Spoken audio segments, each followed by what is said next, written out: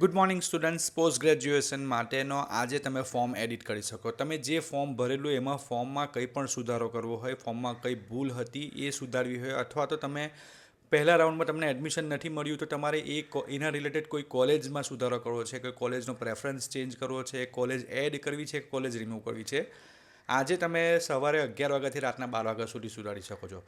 તમારે ફોર્મને પહેલાં અનલોક કરવાનું રહેશે. અનલોક એ જ લોકો કરી શકશે કે જેમને પહેલા રાઉન્ડમાં એડમિશન નથી મળેલું, કોઈ ઓફર નથી મળેલી.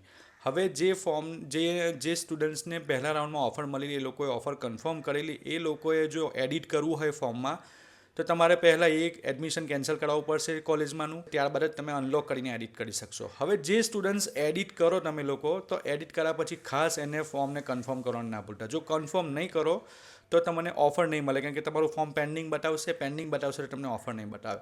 એટલે ખાસ તમે ભૂલતા ના કે તમે ગમે તે ફોર્મમાં એડિટ કરો, તમે ફોર્મને અનલોક કરો એટલે એને લોક કરવાનું, એટલે કન્ફર્મ કરવાનું છેલ્લે ભૂલતા ના.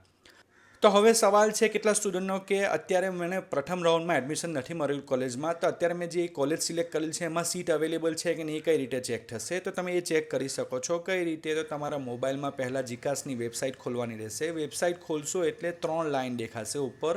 એ લાઇન પર તમે ક્લિક કરશો એટલે સ્ટુડન્ટ કોર્નરનો ઓપ્શન આવશે. સ્ટુડન્ટ કોર્નર પર ક્લિક કરશો તમે તો નીચે તમને દેખાશે વેકેન્ટ કટ ઓફ.